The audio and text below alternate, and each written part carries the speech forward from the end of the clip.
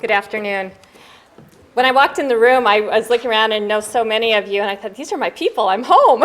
So thank you so much for inviting me to come and speak with you, and thank you for staying after lunch and still being alert and awake and ready to engage on this topic.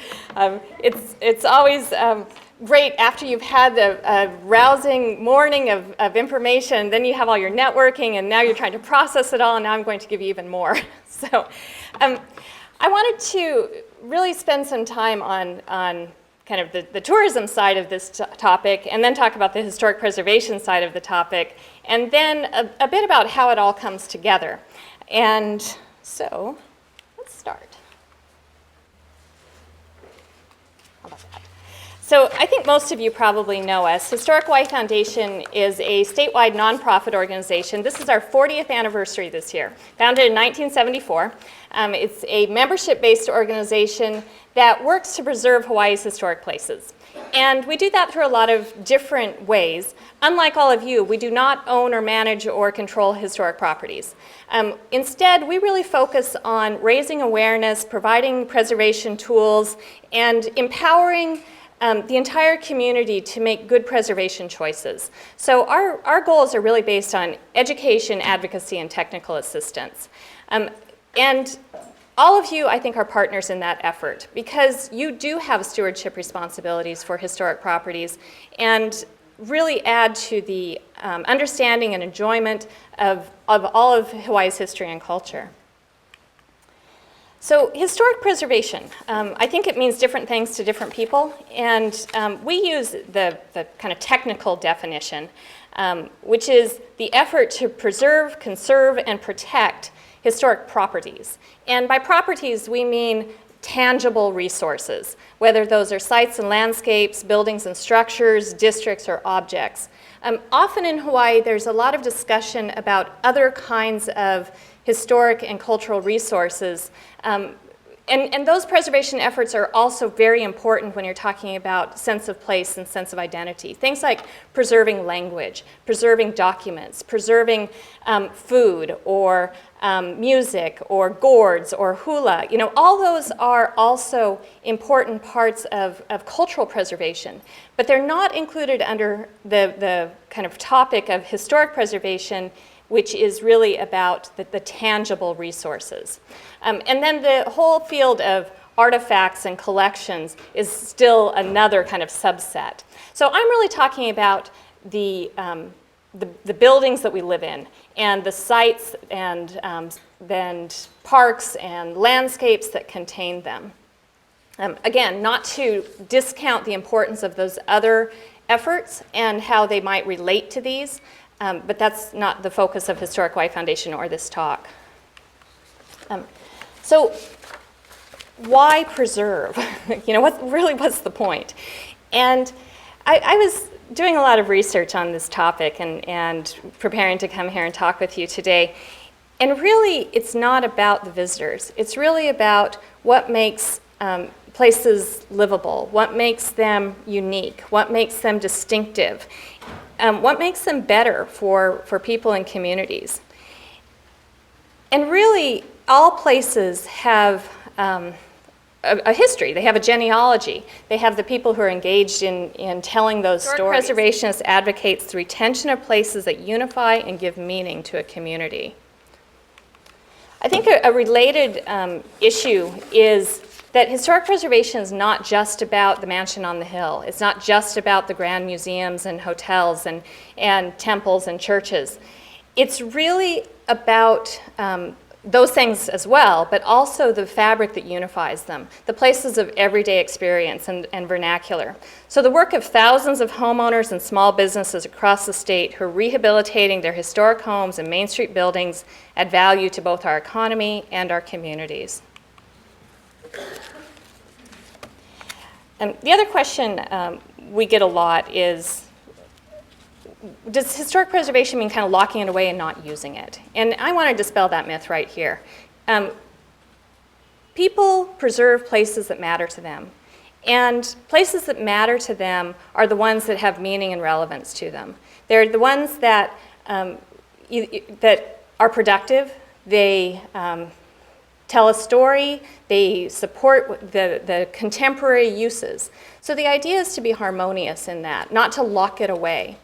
But that said, there are certain types of places that have kind of special significance, that need to have that really high level of restoration and care. The National Historic Landmarks tend to be in that category, whether it's Iolani Palace or Washington Place. But there's another level that is really more about the everyday experience. That's the Chinatowns, the Koloas, the scenic byways, the Kailua Kona historic districts. Those are places that need to have economic activity and vitality. It's the neighborhoods and districts. And so when we're talking about historic preservation, we're talking about both of those levels. So getting to heritage tourism. What is it? That's always a good starting place. This is a definition that comes from a couple of different sources, but you can imagine different people define this in different ways, but primarily it's traveling to experience the places and activities that authentically represent the stories and people of the past and present. Authentically is really a key term here. It's part of a larger group of types of tourism. Sustainable tourism is another one, the term you might hear a lot. Ecotourism, rural tourism, agritourism, adventure tourism, geotourism, smart tourism. It's all sort of the family of helping visitors interact with their destination in a way that doesn't leave it poorer for the experience, ways that doesn't just extract but also gives back and can be sustained for future generations. I think we all know there are a lot of challenges of tourism, and I think the main one is probably that attack on authenticity, and working to support visitors to our sites, visitors to our land, automatically changes it. It changes the people who are hosting, it changes the protection and use of those properties. And so you can see that there's this kind of challenge and balance between preserving what is important to the residents and the locals, but at the same time making it available for visitors. So why do it? You know, what's the point? And the main reason is that tourists bring money, and they bring resources, and they bring an advocacy group, they bring awareness that can help you save the places that matter. They can provide financial support, public awareness, a lot of a constituency for the stories and the places that we all care so much about. So there's going to be some statistics going through here, and I don't want to dwell too much on them, but numbers do tell a story. So the one that I found really fascinating is that 78% of US leisure travelers, as opposed to business travelers, participate in cultural or heritage activities. So this is across the US, these are national numbers, but 78%. I have seen some polling from the Hawaii Tourism Authority that tracks that number. It was about 75% in Hawaii. And that number includes people who include at least one visit or activity to a historic or cultural site. And then there's a smaller subset that is really those who are traveling primarily for that reason. So if 78% of all leisure travelers are including at least one historic or cultural activity, and then another 40% are those who actively engage in cultural and heritage travel. That's pretty significant when you think about just the numbers. And international numbers are similar. So when traveling internationally, about 70% seek destinations. So they're planning their trips, they're picking where they're going to go. When they have the opportunity to learn and discover places that are historic, culturally enriching, and authentic. So when you talk about the economic effect and the financial results of this, there's sort of a profile, a demographic that starts to emerge about these kinds of travelers. Cultural heritage travelers stay longer. and spend more and come back more often than other kinds of leisure travelers.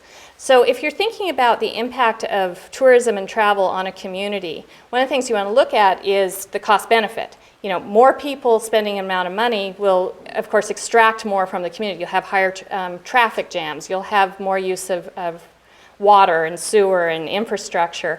You'll have more just conflicts for resources. But if you can get that same economic effect with fewer people, then your benefit goes up and your costs go down.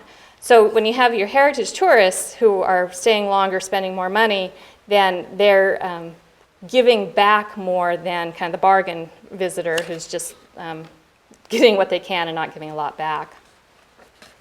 So they spend more, quite a bit more actually, and of their spending, they spend more on cultural and heritage activities.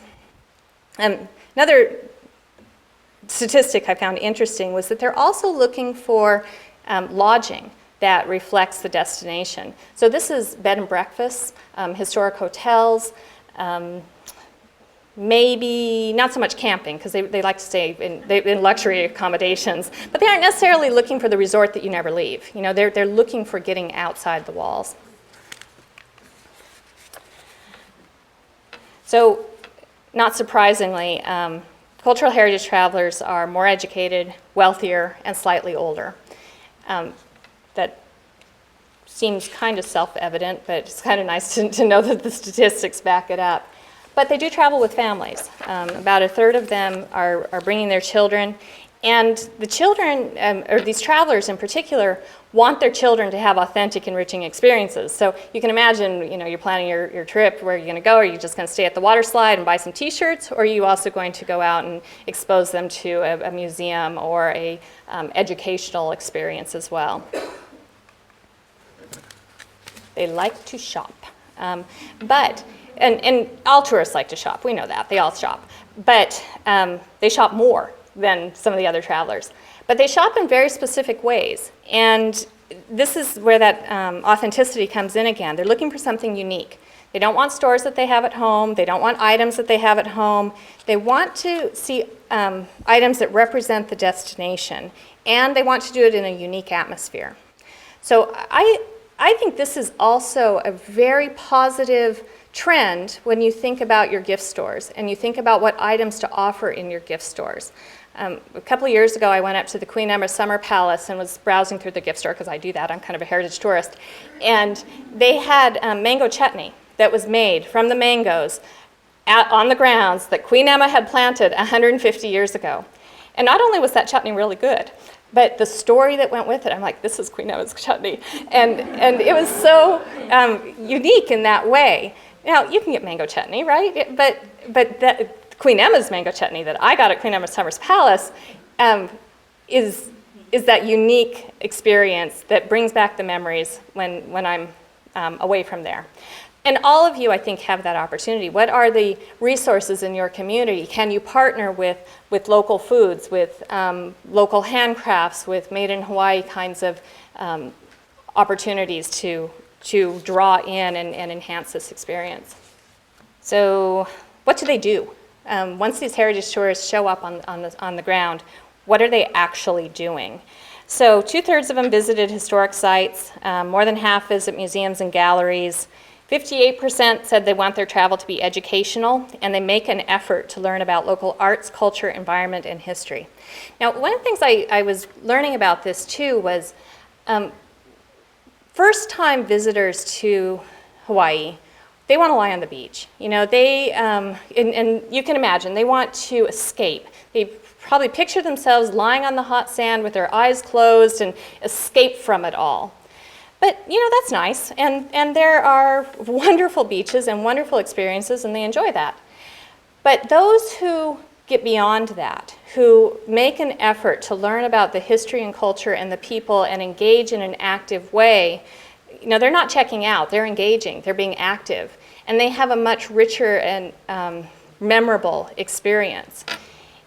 And really, there are beaches that are closer to the continental United States. There are cheaper flights to get to the Riviera or to the Caribbean. And so if people are going to make the effort to take that 5 or 8 or 9 or 10 hour flight to get here, probably a day on the beach is going to be okay, but what happens beyond that? And so what we're finding is with return visitors, they're the ones that start to get out of the resorts. They're the ones that get out from the kind of first round of destinations. They're the ones that are going to find the small museums, the historic sites, the off the beaten track. They're the ones who are going to explore a little bit more. So it's the repeat visitors that I think are the target here. So just a little bit more data on that. Visiting historic sites is the top of the activities. Art museums and galleries, fairs and festivals, state and national parks. Again, these are national numbers in Hawaii, which I'm going to show you. State national parks are actually at the top of the list. Shopping, and then exploring urban neighborhoods. This one was really interesting to me because it gets back to the idea that it's not just about the monuments. It's not just about the mansion on the hill. It's also about the vernacular. It's about the common buildings that tie it all together. It's the plantation communities and main streets and districts that really provide a sense of place and culture. So these are Hawaii's numbers, attendance at cultural attractions. These are the top 10 destinations by visitation in 2012. And of the top 10, 9 of them were primarily about historic and cultural resources or had it as a significant part of their destination.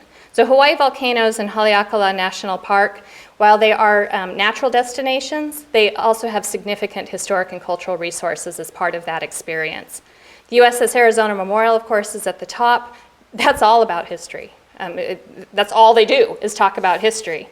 Diamond Head State Monument, again, is a combination of historic and natural. Polynesian Cultural Center with a primary focus on people and culture. The zoo, which I figured the animals are nice, but not really a historic resource.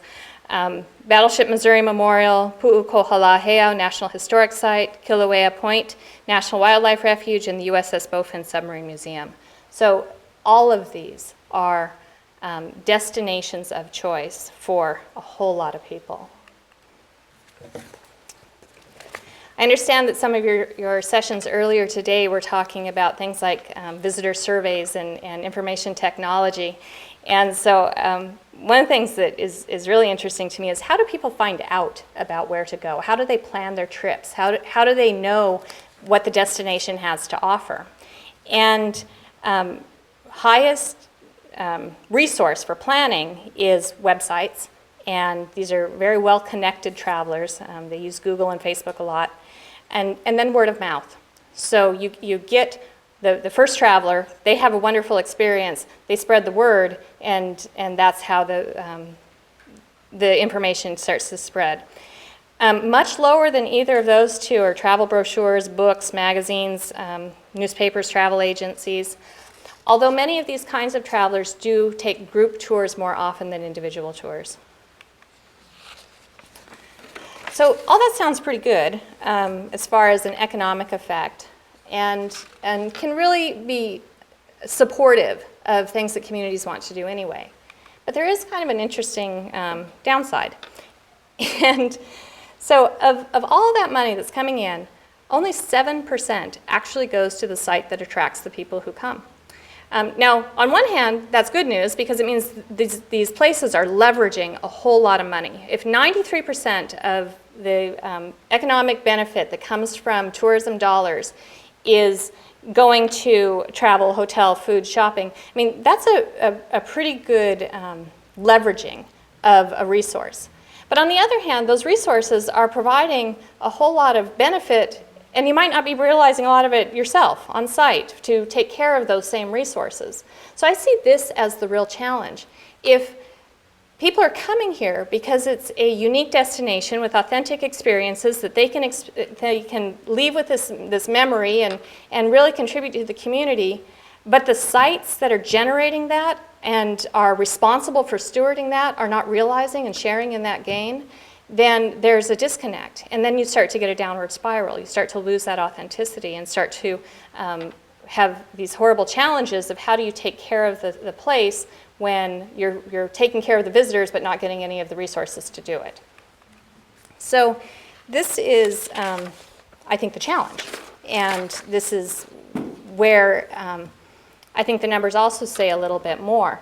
When you ask people, or the visitors again, what was the most satisfying experience on their trip, most of them say seeing the real thing. And getting back to that, I hate to keep using the word authenticity. It's probably just really overused, and what is authentic anyway? But the idea that it's not fake, it's a real experience. But as the sites start to try to get more of that authenticity and start to extract it more and more and more, they start to move away from what is real. They start to prioritize the visitor experience over taking care of the site. And then the flip side of that, of course, is if you don't have enough visitors and you don't have enough people coming to participate at all, then you also can't take care of the site. So this makes me think there's really kind of two challenges that we're simultaneously trying to address. One is, well, I guess if you really want to have the full economic benefit, there needs to be two things that happen. We need to think beyond just the onesie, twosie, here's a site, here's a site, here's a site, and start to think about the whole fabric of our communities. And we need to use a broader approach to what is historic preservation instead of just the curation of an object almost, but looking at some of the adaptive reuse opportunities, looking at how do you protect historic integrity. So with a lot of economic development programs, they're looking for the quick fix. You know, they want to build an aquarium, they want to build a convention center, they want to have a ribbon cutting where the elected officials can stand up there and say, look what I did.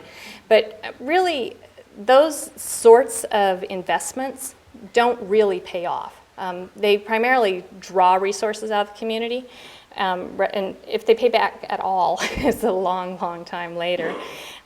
Whereas doing individual, one at a time, save this building, put this incubator space in there, have an entrepreneur working on fixing up a main street, then you start to see multiple components that build on and reinforce that overall fabric.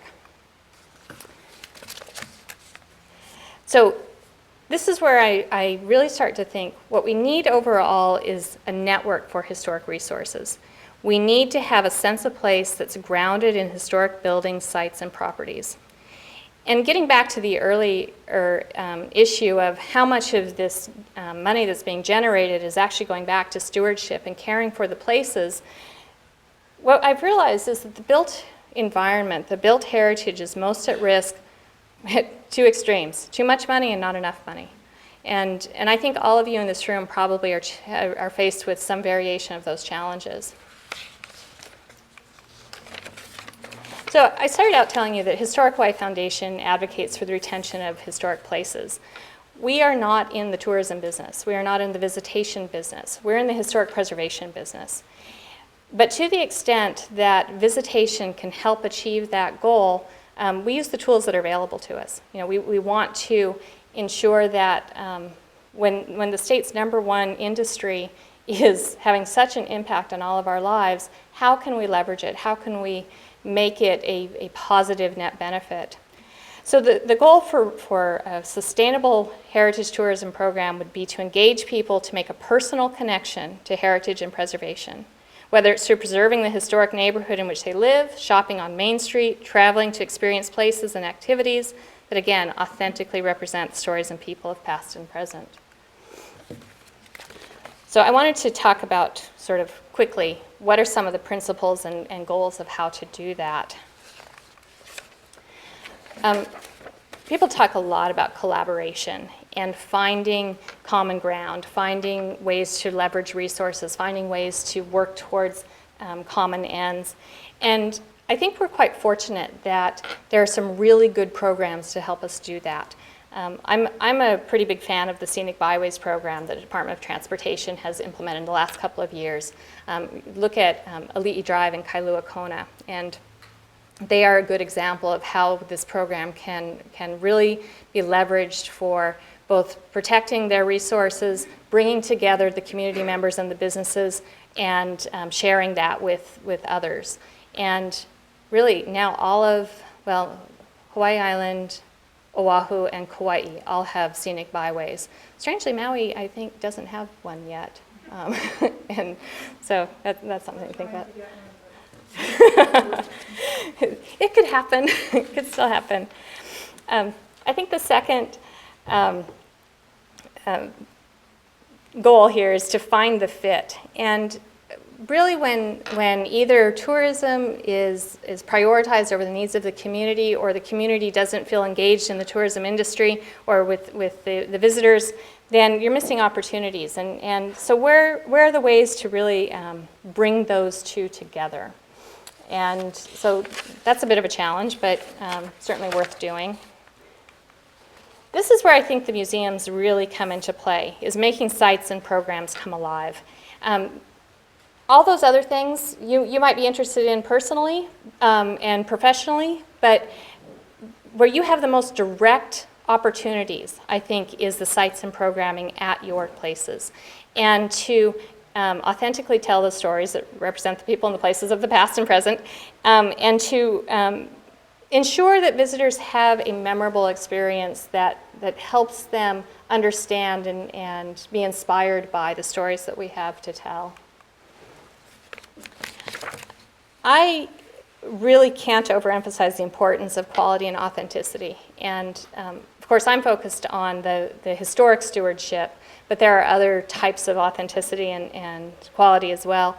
The example I'm showing here is actually from Iolani Palace, which Historic Hawaii Foundation presented with a Preservation Honor Award a couple of years ago for the restoration of the Gold Room. And really an outstanding project. Those of you from Iolani Palace, congratulations. But you can see in the photos the historic photo and what the Gold Room looked at, like, you know, in its period of when it was part of the kingdom. And then it was stripped from all the textiles, all the draperies, all of the carpets, all of the upholstery, all the furnishings had been lost, of course, during the Republic and the territorial days. And so part of the goal for the palace was, how do you recreate that experience? And they were able to do some really outstanding research. They had a scrap of fabric that had been faded, but they were able to use that to replicate the exact pattern and even the colors of all of the textiles, and to restore that room back to its period. And that kind of attention to detail, that attention to quality, and the commitment to authenticity, I think, is really outstanding. Frankly, Iolani Palace deserves no less. I mean, it's a monument. It's an incredibly important historic site for everybody. But really, thinking about what's the resource, what are the needs, and given the capacity that you have, what can you do? So that's key. Which leads me back into, you can't just take it for granted, that preserving and protecting the places that are the destination, that are communities, that do make our everyday lives as well as our special destinations meaningful. So this is, again, not something we can take for granted. Historic Hawaii Foundation has as one of our core programs, advocacy. So I was talking to some of the people here earlier today about some of the pending bills at City Council and at the state legislature that would undermine the ability to protect and preserve historic properties. And how important it is that we be ever vigilant, ever diligent in ensuring that both incentive programs and regulatory programs are really working well, and that they're under constant pressure. The sites themselves are under pressure, but so are the policies and programs that are designed to protect them. So it's really important that we not just accept that we continue to say, no, these places do matter and we are going to fight for them. So that's sort of the big picture, but then there's the steps, four steps. I like lists. I don't know about you guys. I like lists. So the first one, assess your resources. What do you have? And often, I think sometimes, we tend to approach problems from a deficit mentality. We think about scarcity. We think about what we don't have. We don't have enough money. We don't have enough volunteers. We don't have enough people. We don't have enough support, whatever. I'm suggesting you flip that around. think about what you do have.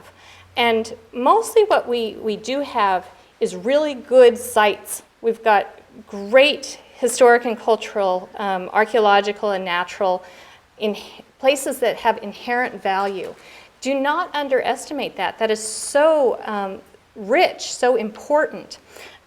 We've got visitor services, we've got organizational capabilities, we've got those incentive and regulatory programs, which may or may not be working all the time, but there they are, marketing opportunities. So, really think about what are the assets and start to work from an asset-based planning rather than a deficit-based. So then plan and organize. The Tantalus, or Historic Tantalus organization, which is right up here on Oahu, they really inventoried that road. What's its alignment? What's its width? What are the rock work? What are the trailheads? What do we have? So that was the assessment phase. But then there's the planning phase. What kinds of agreements do we need to have in place? What kinds of improvements? Because that there's always rock slides, or I was sliding off the road. And so then the Department of Transportation Services will come in and say, I know, let's widen the road and put up big railings. And of course the community says, no, that would undermine the character and the features and the feeling that we have here. Let's find another way to keep the road from falling off the mountain, but at the same time protecting that character. So they got organized. They put together a group and are actively engaged. Prepare, protect, and manage. You've got to do it. After you have a plan, you can't just sit on it. You have to actively follow through on implementation. And then finally, you should let people know about it. Marketing for success. And I should say these aren't necessarily, once you finish a phase, you're not necessarily done with it forever. You can always go back and revisit and work on it. But the marketing for success goes back to the idea of how do people find you? How do they know who you are and what you do and how they can get there? So sharing the stories, sharing the successes, letting people know what you have and how they can participate in it is really kind of the pinnacle of what we're trying to achieve here. So I did just find out this morning, you're actually the first group I get to tell. Historic Hawaii Foundation has been engaged with Hawaii Tourism Authority to find a way to continue this conversation and to bring together the ideas of what is preservation, what is heritage, and how do we protect it with the visitor industry. Because I often think there's a disconnect, both in language and in value systems, between those two groups. But through partnering and through collaboration, there are opportunities to learn from each other, whether it's the heritage industry or the visitation industry. How can we find commonalities? How can we find ways that we can all live in this community together and work together? So we're planning on presenting a forum about heritage tourism and the visitor industry later this year. We don't have the exact date yet. It'll probably be in November. And as part of that, we will be inviting all of you to come and participate in a kind of roundtable discussion and dialogue with your counterparts on the tourism side, and to find what are some of the ways that it's been difficult to work together and how can you overcome them. What are some of the ways that it's working and how can you share those successes. So watch for that, and that's it. Thank you so much. Mm-hmm.